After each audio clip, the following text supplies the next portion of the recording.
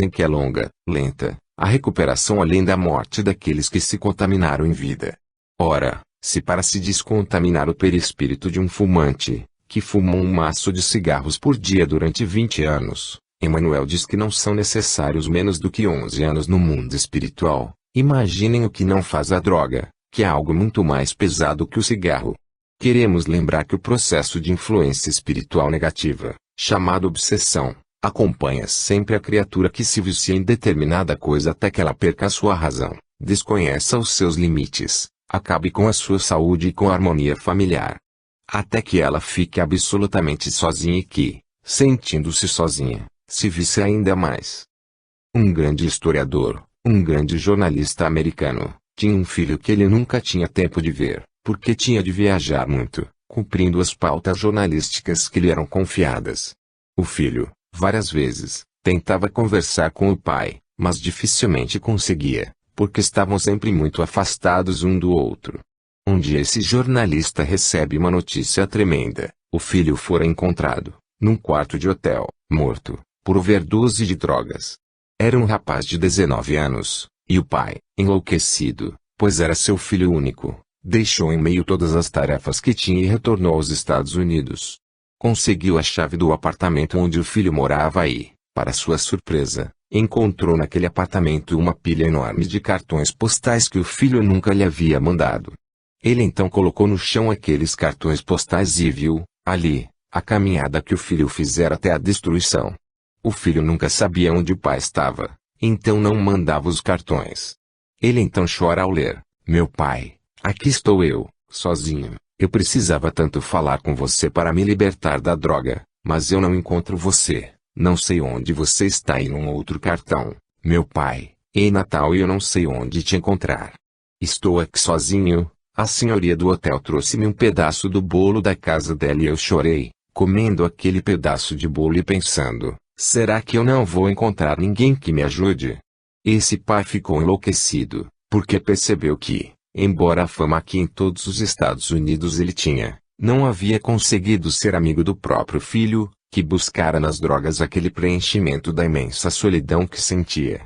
O jornalista ouviu então falar que as pessoas não morriam, que havia uma teoria entre as pessoas mais religiosas de que a vida continuava além da morte, e passou a ser a sua obsessão falar com o filho depois de morto. Ele foi então a pessoas de toda a espécie, cartomantes, mulheres que liam a mão, mulheres que liam bolas de cristal. E teve notícias do filho as mais estapafúrdias. Ele se desinteressou, se desiludiu. Meu Deus, será que eu não vou conseguir pedir perdão ao meu filho pela ausência, por não tê-lo podido ajudar? E, depois de muitos meses de procura, um amigo lhe falou de uma senhora espírita que morava numa pequenina cidade. Ele nem sabia o que era espiritismo, mas resolveu procurar essa senhora. Num dia de grande depressão, quando ela atendeu a porta ele já se decepcionou, porque na casa dela não havia bola de cristal, não havia morcego empalhado, coruja empalhada, cortinas vermelhas horrorosas, cheiro de incenso. Era uma senhora simples, dignamente vestida, ainda jovem, antes dos seus 50 anos, que lhe começou a fazer perguntas a respeito do filho e, na conversa, começou a dizer coisas que só ele sabia. Então ele começou a ficar preocupado. Meu Deus, será que essa mulher tão insignificante, morando nessa casa tão normal, é quem vai me dar notícias do meu filho? Ele ficou imaginando, vai chegar a hora da bola de cristal, vai chegar a hora dos barulhos. Nada. A senhora apenas foi para a mesa e convidou-o. Vamos fazer uma prece. Pelo que sei, seu filho deve estar sofrendo muito, porque ele é um suicida. Ele se matou pelas próprias mãos utilizando-se da droga. E os dois sentaram-se à mesa, ele meio que sem acreditar, pois não se apagava a luz, não tinha trovão, não tinha nada. E ela lhe disse: o senhor sabe orar? Ele ficou ofendidíssimo, como que ele não sabia rezar. Ele rezava toda a noite desde que era criança. E ela lhe disse, sem titubear: não, eu não perguntei se o senhor reza, eu perguntei se o senhor sabe orar, eu perguntei se a sua alma sabe elevar-se a Deus com todas as forças, para que seja permitido, quem sabe, que o seu filho lhe dê alguma notícia. E ele, pela primeira vez, percebeu não sabia orar. Percebeu que nunca havia orado. e pediu à moça que fizesse a prece. Para sua surpresa, no meio da oração, incorpora-se um espírito nela e começa a conversar com ele em húngaro, num dialeto que lhe levará anos para aprender. Meu Deus, será que essa moça tão insignificante sabe falar isso? Saiu então o espírito que conversara com ele em húngaro e chegou um outro, que disse, meu caro, aqui estou eu, seu pai. E ele se surpreendeu. O pai havia desencarnado há 30 anos. O espírito lhe disse, então, seu filho está sofrendo muito. Nós vamos tentar trazê-lo numa próxima visita que você vai fazer a essa senhora, essa médium. Ele está em grande sofrimento, porque foi preso por um processo obsessivo, foi se envolvendo cada vez mais no terreno das drogas. Passou-se, então, uma semana e o jornalista retornou à casa da senhora e, desta vez, orando pela primeira vez, em lágrimas, pediu perdão ao filho e teve a oportunidade de ver o filho incorporar e dizer, chorando copiosamente, meu pai, aqui onde estou é tão triste, mas foi o destino que escolhi, porque, não buscando amigos, não buscando ser útil a alguém, apenas lamentado a sua ausência, eu acabei me viciando e, num momento em que eu não queria me matar, mas sem ter noção, sem ter consciência do nível de drogas que o meu corpo ainda podia suportar, eu fui expulso do corpo de carne. A partir daí, esse pai passou a se dedicar, por toda a sua vida, a criar abrigos para jovens viciados, onde terapeutas, médicos e famílias substitutas poderiam apoiá-los. E, pouco antes de desencarnar, ele foi entrevistado num programa famoso nos Estados Unidos. Pela impressão profunda que causou a sua história, o repórter perguntou-lhe, enfim. Mas você acredita mesmo que no dia em que desencarnar irá reencontrar seu filho? E ele respondeu, acreditar é muito pouco. Eu tenho a mais absoluta certeza de que não só reencontrarei o meu filho, mas que retornaremos ambos ao corpo de carne um dia para refazermos o nosso destino, para que eu seja o pai que não pude, não quis, não soube ser. E ele será o filho amoroso, amigo, que também agora não conseguiu ser. Nós sempre podemos mudar o nosso destino e, mesmo quando temos problemas graves de vício, os espíritos sempre dão um jeito de encontrar uma ajuda para nós, até quando nós não queremos nos ajudar, até em momentos em que o nosso corpo já está a um passo da desencarnação, pela fraqueza originada por tantos estragos que fizemos. Ainda nesses momentos os espíritos amigos que gostam de nós vão até a espiritualidade maior e rogam para nós um pouco mais de tempo, às vezes uma crise mais forte que nos ponha medo, que nos faça procurar um tratamento médico. Por isso às vezes surgem as crises e os espíritos não as impedem, porque eles sabem que talvez dali surja uma nova consciência. Augusto César Vanucci conta, tendo desencarnado em 1992, que, semanas antes da isquemia cerebral que o vitimou, que o levou de volta ao mundo espiritual, amigos espirituais foram até o mundo maior pedir que ele não morresse, pelo merecimento que ele tinha de ter levado à massa, pela televisão, determinadas noções de espiritualidade, através dos programas que ele fazia. Conta ele que então lhe foi perguntado durante o sono, você terá uma isquemia cerebral, mas, em vez dela, poderá sofrer apenas um derrame, ficar muito mal, levar um tempo para se recuperar, mas ficar ainda um tempo na Terra. Você quer? E ele disse, eu não quero. Não quero porque acho que já falhei muito. Na minha parte afetiva nunca consegui me encontrar, perdi um filho muito jovem e sofro muito com isso. Então, se eu tenho de passar pela isquemia, se ela está no meu corpo, se ela está vindo, então eu não quero ser beneficiado por mais tempo na Terra.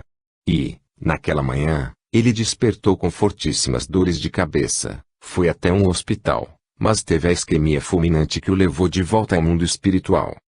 Através da mediunidade de Chico Xavier ele nos contou que a melhor coisa que lhe pôde acontecer, apesar de ter morrido, foi ter sido recebido pelo filho, do qual ele tinha tantas saudades e cuja ausência ele nunca tinha conseguido realmente superar. Nós podemos mudar tudo na nossa vida para melhor. E há até quem faça a opção para o pior e consiga também, porque para pior é sempre mais fácil, não é? Porque ainda vivemos num planeta de expiação e provas é ainda mais fácil irmos para baixo. Mas há quem mude tudo.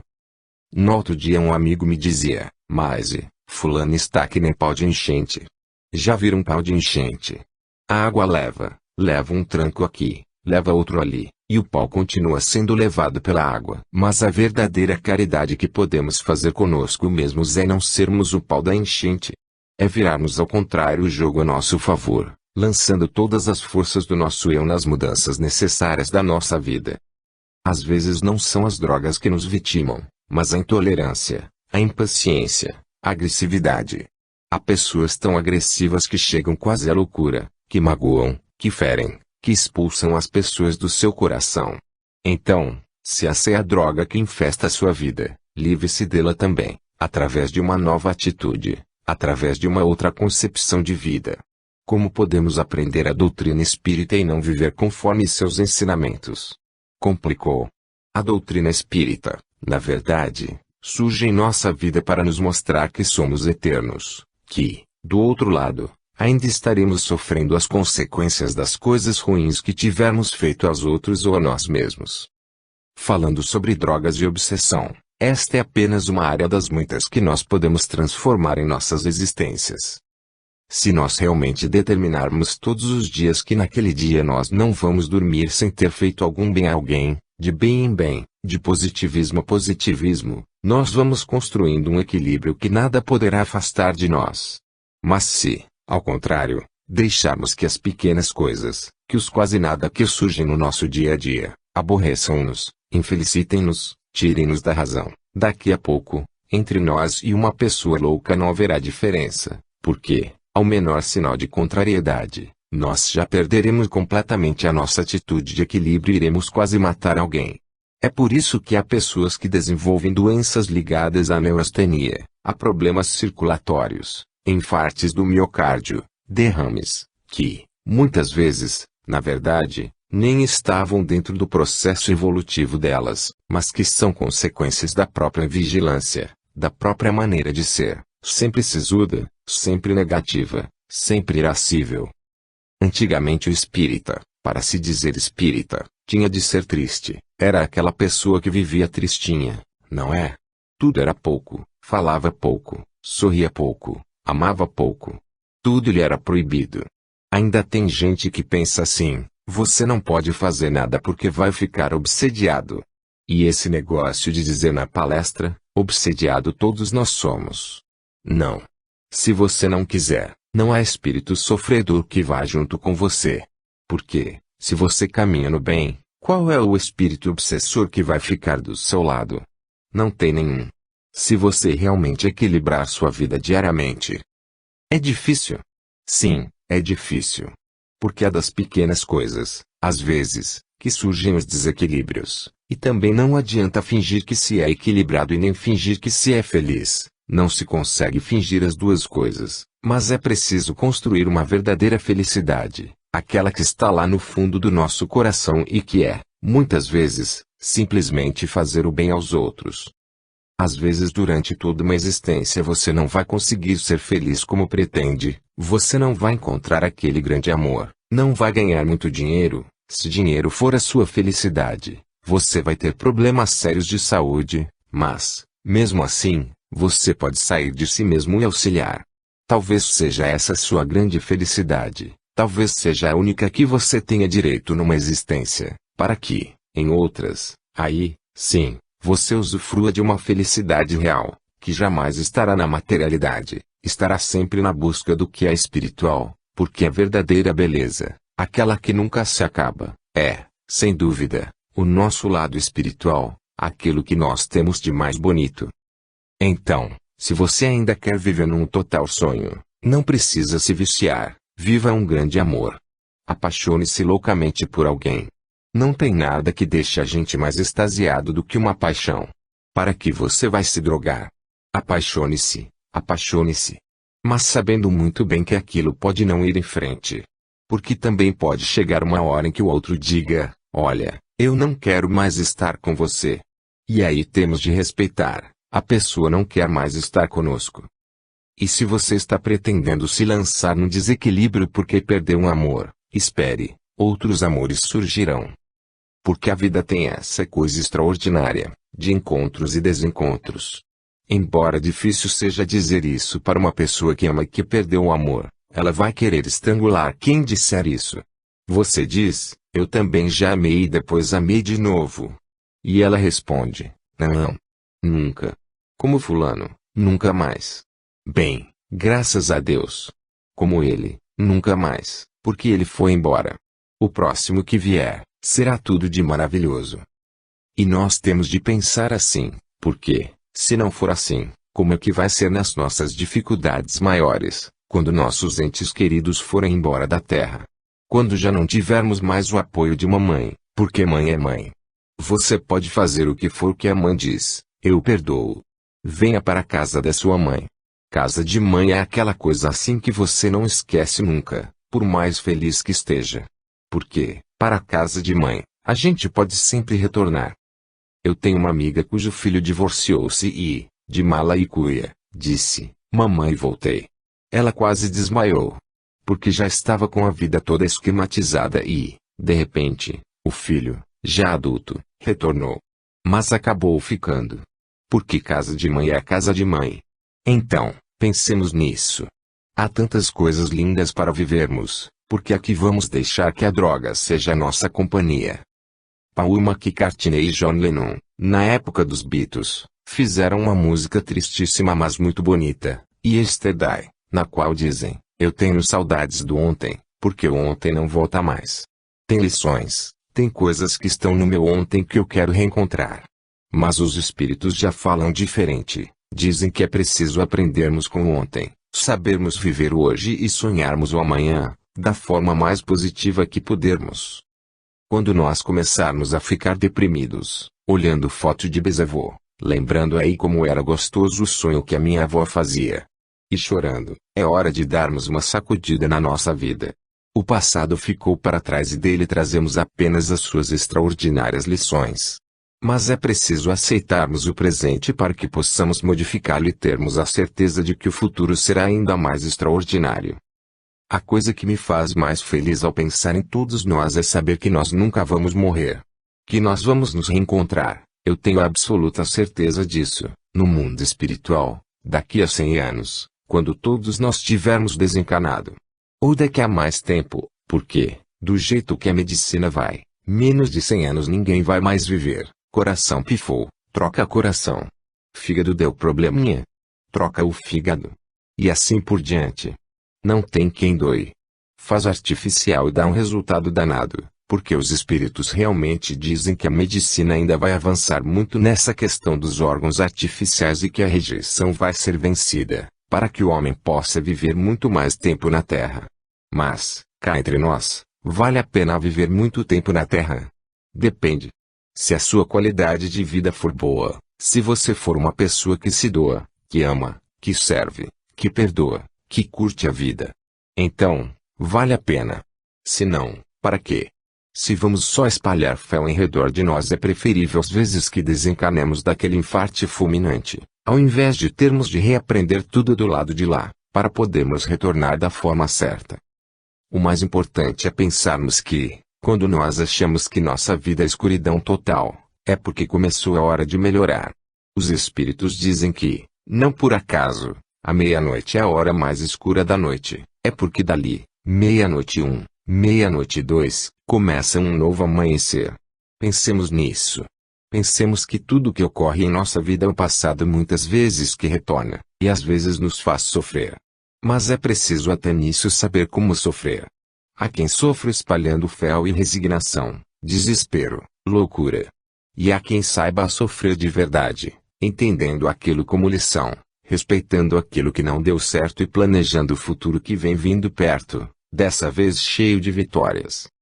Que todos aqueles que já um dia viveram o problema do vício ou que têm familiares ou amigos queridos que o vivem possam se sentir centelha divina que pode ajudar muito aos outros.